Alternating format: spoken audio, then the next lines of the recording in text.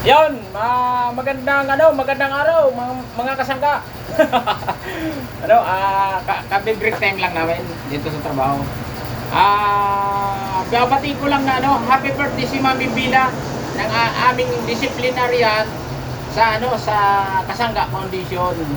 Request sa akin ni Mami K. Yan. Mayora Pandirmay, belated happy birthday. Pasensya ka na, hindi ako nakapunta sa live mo.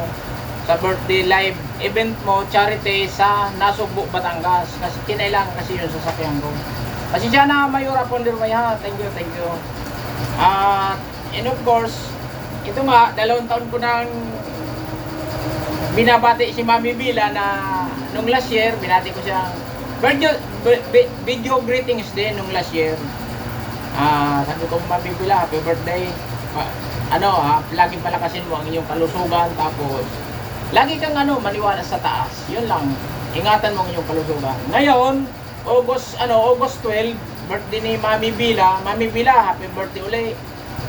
Ay, isa lang ang dapat nating mahalin sa ating mga sarili, ang kalusugan. Bago natin mahalin ang ating nakikita panlabas. Ayun.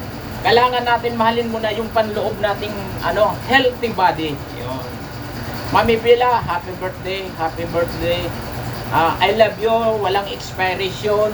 Yun. Sana habang buhay tayo magsama-sama sa Kasangga Foundation. Salamat, lagi ikaw ang disciplinarian namin or guidance counselor sa Kasangga Foundation. Mami K, Daddy K, Kuya Eric, Founder Mai, Manay Ginalin, sa lahat ng board of director at officer ng Kasangga Foundation at members. Yon, maraming salamat po sa bawat isa sa atin. Thank you and God bless.